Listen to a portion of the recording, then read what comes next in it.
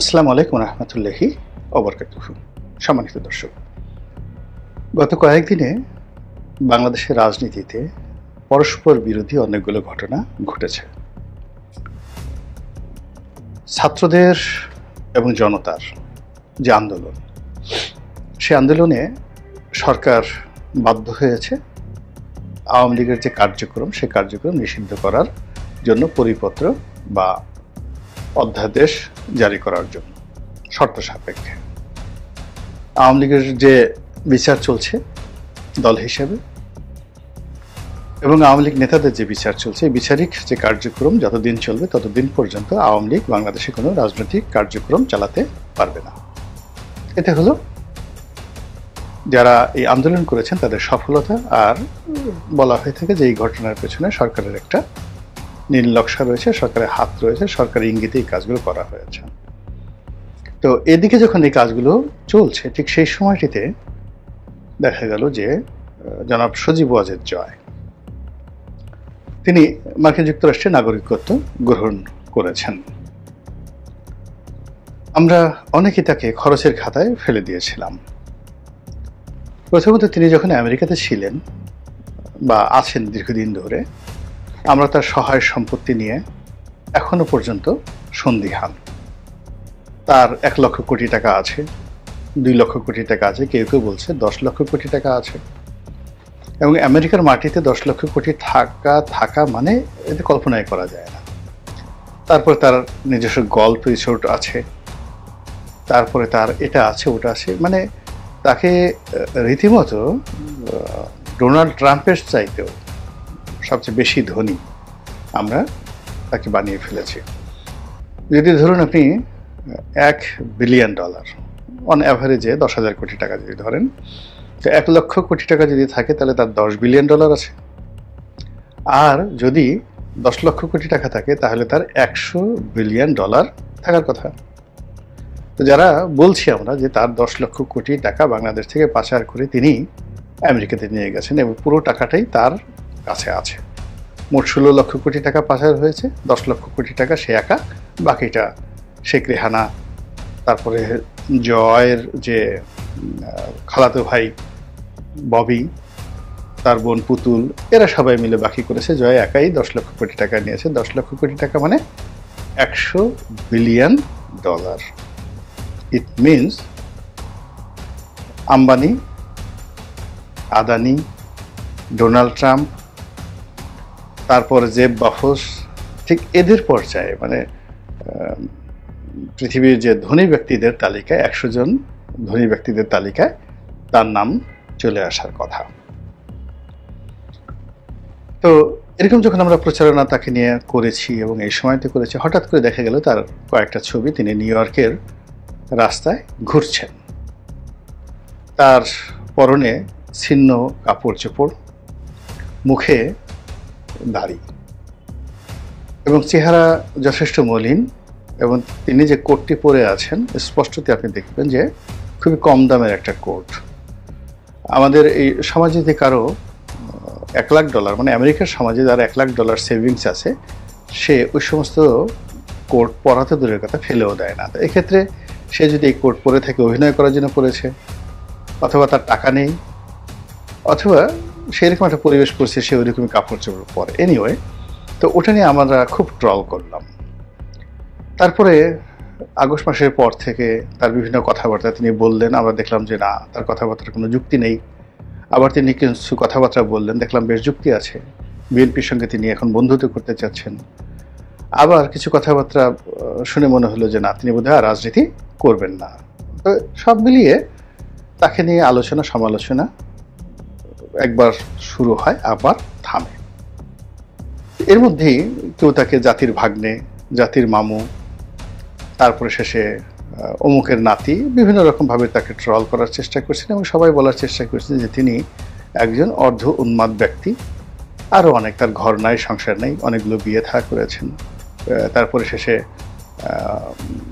পিনাকির যে বক্তব্য, পিনাকির বক্তব্য হলো যে এই লোক কুকুর নিয়ে বসবাস করে। এবং পিনাকি শুধুমাত্র যে জয়কে নিয়ে কথা বলেন তা নয়, তার সঙ্গে সঙ্গে অন্যান্য যারা বাংলাদেশে বিড়াল প্রীতি দেখান, কুকুর প্রীতি দেখান, তাদেরকেও তিনি কটাক্ষ করেন। তো যাই হোক, এইগুলোর সঙ্গে আমাদের বাংলাদেশে কিন্তু অনেক লোক কমপ্লাই করে। সেই কমপ্লাই করার মধ্যে হঠাৎ করে আমরা দেখলাম যে তিনি মার্কিন যুক্তরাষ্ট্রের নাগরিকত্ব লাভ করেছেন।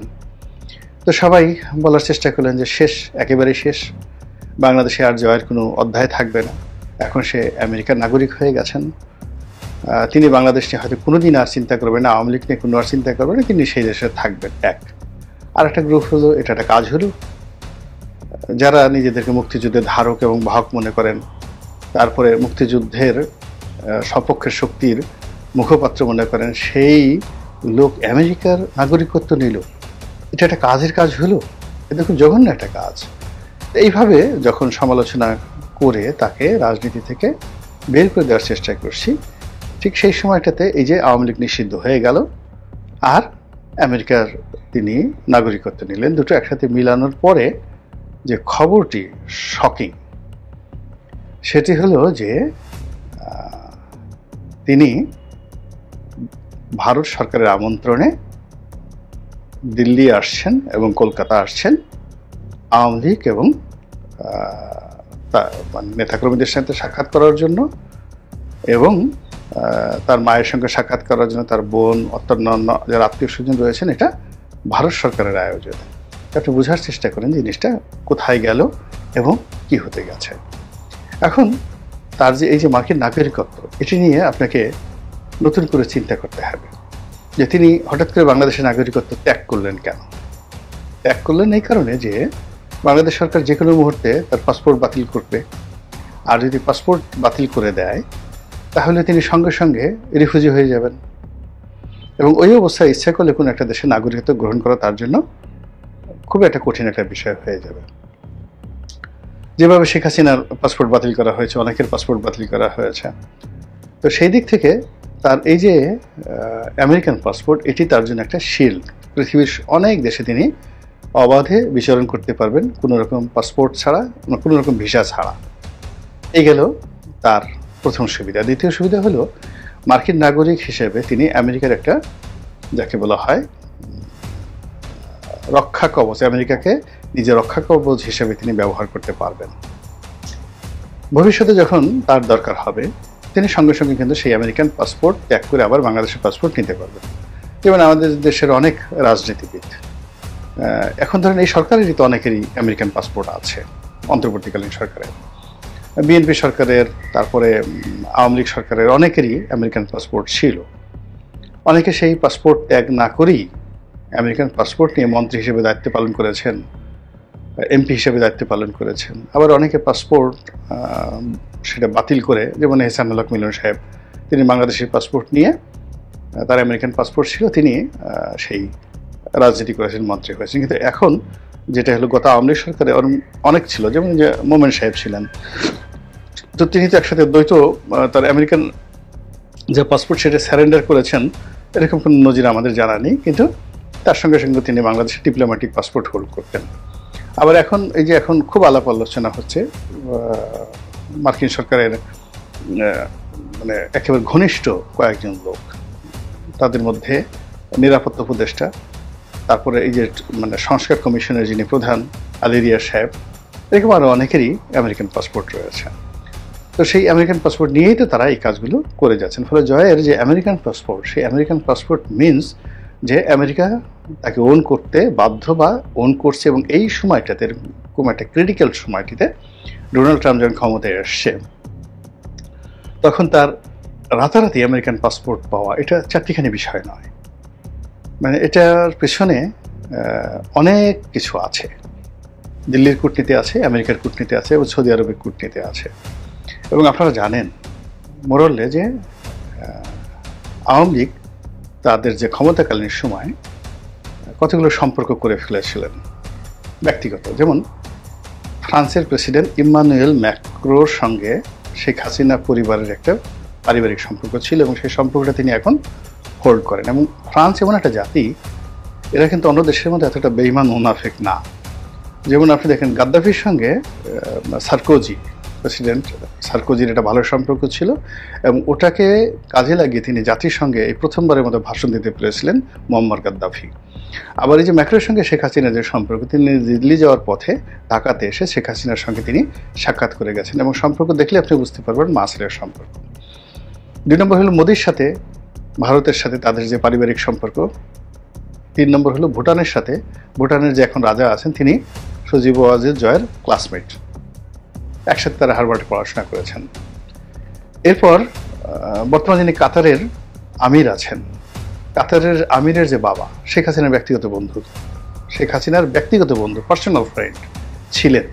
তো সেই সুবাদে কাতারের যে আমির, সেই কাতারের আমিরের সঙ্গে তার যে সম্পর্কটা, সেই সম্পর্কটা কোন পর্যায়ে আছে। এরপর ডোনাল্ড ট্রাম্পের সঙ্গে শেখ হাসিনার সজীব ওয়াজেদ জয়ের একটা ব্যক্তিগত সম্পর্ক আছে, এটা অনেক আগের থেকে এবং সেই সুবাদে সৌদি রাজ পরিবারের মোহাম্মদ বিন সালমানের সঙ্গেও কিন্তু এদের একটা সম্পর্ক আছে। এটা যখন আমি একেবারে আওয়ামী লীগের ঘোর বিরোধী ছিলাম, অর্থাৎ ধরুন 2018 থেকে একেবারে 25 পর্যন্ত, এখনও আছি। তবে যেহেতু এখন আমি নিরপেক্ষভাবে কথা বলার চেষ্টা করছি, তো স্মরণ করে দিচ্ছি যে এই কথাগুলো আমি কিন্তু ওই সময়টাতে একাধিকবার বলেছি বিএনপিকে, যে আপনাদের যারা প্রতিপক্ষ তাদের যে একটা ইন্টারন্যাশনাল কানেক্টিভিটি আছে, যে সম্পর্কগুলো মানে একান্ত পারিবারিক হয়ে যায়, সেই সম্পর্ক যদি সেই পর্যায়ে আপনারা গড়তে না পারেন তাহলে কিন্তু হবে না। যেমন আওয়ামী লীগ চেষ্টা করেছিল, আওয়ামী লীগের কিন্তু আরও একটা সম্পর্ক, জাস্টিন ট্রুডোর সঙ্গে কিন্তু তাদের একটা ব্যক্তিগত পারিবারিক সম্পর্ক ছিল। কানাডা জাস্টিন ট্রুডোর সঙ্গে একেবারে ইন্টার পার্সোনাল রিলেশনশিপ। ঋষি সোনাকের সঙ্গে তাদের একটা পারিবারিক সম্পর্ক ছিল ব্রিটেনের, একেবারে পারিবারিক সম্পর্ক। আবার এখন যিনি রয়েছেন প্রধানমন্ত্রী, তার সঙ্গেও কিন্তু শেখ পরিবারের, অর্থাৎ শেখ রেহানা, তারপরে টিউলিপ সিদ্দিকী, শেখ হাসিনা, এদেরও একটা পারিবারিক সম্পর্ক আছে, এখন যিনি বর্তমান লেবার পার্টির প্রধানমন্ত্রী। তো এখন আপনি যদি এদেরকে মোকাবেলা করতে যান তাহলে তো আপনাকে এর চেয়ে শক্তিশালী লোকের সঙ্গে আপনার সম্পর্ক রাখতে হবে। এবং তার দেখেন যেটা কি হলো, যে এই অল্প সময়ের মধ্যে তিনি আমেরিকার একটা পাসপোর্ট, এখন আপনি একটা আমেরিকার পাসপোর্ট বাংলাদেশে যে কোনো একটা লোক গিয়ে চেষ্টা করুক তো জয়ের মতো, যে এরকম একটা দুঃসময় পড়ে হঠাৎ করে সে আমেরিকান পাসপোর্ট নিয়ে নিল, দেখেন কেউ পারেন কিনা। নিঃসন্দেহের পেছনে তাদের একটা লবিং কাজ করছে, প্ল্যান কাজ করছে, মাস্টার প্ল্যান করছে। এবং সেই মাস্টার প্ল্যানগুলোকে যদি আমরা কাউন্ট না করি তাহলে আওয়ামী লীগের যে নেতিবাচক দিক, ধরেন তাদের থাবা, এই জিনিসগুলো তো আমরা বাঁচতে পারবো না। এবং এই কাজগুলো যখন একসাথে হচ্ছে, অর্থাৎ আমেরিকান পাসপোর্ট, জয়ের দিল্লিতে আসা, কলকাতাতে আসার খবর, তার সঙ্গে সঙ্গে আবার ঢাকার রাজপথে বিভিন্ন জায়গাতে আওয়ামী লীগের লোকজন মিছিল শুরু করে দিয়েছে এবং তারা যথেষ্ট একটা মিছিল করছে। এটা আগের ভিডিও না, বর্তমান ভিডিও, এটা পরের ব্যাপার। কিন্তু এটাকে সোশ্যাল মিডিয়াতে এমন একটা ভাইব তোলা হচ্ছে যে পুরো বাংলাদেশ মানে এদের মিছিলে তছনছ হয়ে যাচ্ছে। এখন বাংলাদেশে যে চলমান সমস্যাগুলো আছে, সেই চলমান সমস্যা, তার সাথে সামনে ইলেকশন, সেই ইলেকশনের সাথে এই যে যে ঘটনাগুলোকে আমি বললাম, আপনি একটার সঙ্গে একটা মেলান, মিলিয়ে তারপর সামনের নির্বাচনের কথা চিন্তা করেন, রাষ্ট্র পরিচালনার কথা চিন্তা করেন, সুখে শান্তিতে থাকার কথা চিন্তা করেন, আগামী দিনে ভারত বাংলাদেশ সম্পর্কের কথা চিন্তা করেন। এবং এই যে এখন দেখেন স্থলপথে আমাদের যে এক্সপোর্ট হতো ভারতে, সেই এক্সপোর্টটা স্থলপথে তারা বন্ধ করে দিয়েছে। যেখানে 90% পণ্য বাংলাদেশ থেকে গার্মেন্টস পণ্য শুল্কমুক্ত সুবিধায় ভারতের বাজারে যেত, সেই সুবিধাটা ভারত বন্ধ করে দিল। এখন আপনি এটা মোকাবেলা করবেন কিভাবে? এবং এটা কি আমি নাকি তেল দিয়ে ঘুমাবো? ইম্পোর্ট বন্ধ ভারতের সাথে, এক্সপোর্ট বন্ধ, ভারতের যে বন্দরগুলোকে আমরা ব্যবহার করতাম সেটা বন্ধ, রেল বন্ধ, লঞ্চ যোগাযোগ ছিল বাংলাদেশ থেকে ডাইরেক্ট লঞ্চে করে কলকাতাতে চলে যাওয়া যেত হলদিয়া বন্দরে, তো এই জিনিসগুলো সব বন্ধ হয়ে গেছে। তো বন্ধ হওয়ার পরে এমনকি যে আদানির যে বিদ্যুৎ, আমরা বলছি যে আমরা আদানির বিদ্যুৎ নেব না, এখন আদানি যদি বিদ্যুৎ বন্ধ করে দেয়, তারপর শেষে এই যে আমাদের যে সুন্দরবন, তারা একটা যে বিরাট করছে, বিদ্যুৎ কেন্দ্র করছে, কয়লা ভিত্তিক রামপাল বিদ্যুৎ কেন্দ্র, সেটা যদি তারা বন্ধ করে দেয় তাহলে আমরা কোথায় যাব? রাশিয়ার সঙ্গে আমাদের যে চুক্তি আছে, সেই চুক্তির আমাদের জন্য এখন রীতিমতো একটা গলার কাটা হয়ে যাবে যদি রাশিয়া এই মুহূর্তে সেই চুক্তিটা থেকে ফিরে যায়। আর সে মতো একটা বৃহৎ শক্তির সাথে আমরা পারবো না। তো মিস্টার ভ্লাদিমির পুতিনের সঙ্গেও কিন্তু এই পরিবারের এবং সেই রেজিমের একটা সম্পর্ক তারা গড়ে তুলেছিল। তারা যেটা পারেনি সেটা হলো চীনের সঙ্গে সম্পর্ক করতে তারা পারেনি। চীন চেয়েছিল তাদের সঙ্গে বন্ধুত্ব করার জন্য, কিন্তু তারা ভারত এবং চীন দুটোকে সমহাতে তারা খেলতে পারেনি। কিন্তু আমেরিকার সঙ্গে কিন্তু তাদের একেবারে শেষ সময় পর্যন্ত সম্পর্ক ছিল। আমেরিকা তাদেরকে যে চাপটা দিয়েছিল সেটা হলো এই যে এখন যে মানবিক করিডোরের কথা বলা হচ্ছে, সেন্ট মার্টিন দ্বীপের কথা বলা হচ্ছে, চট্টগ্রাম বন্দরের কথা বলা হচ্ছে, এটা আমেরিকা সেই 1971 সন থেকেই তারা কিন্তু এটা চেয়ে আসছে। আওয়ামী লীগ এই জিনিসগুলো কখনো দেয়নি। এখন ডট মিলান, একটার সাথে একটা ডট মিলানোর পরে সিদ্ধান্ত নেন যে আমরা কোন দিকে যাচ্ছি, কি করছি এবং কোথায় আছি। মহান আল্লাহ আমাদের সবাইকে হেদায়েত দান করুন এবং হেফাজত করুন। আসসালামু আলাইকুম ওয়া রাহমাতুল্লাহি ওয়া বারাকাতুহু।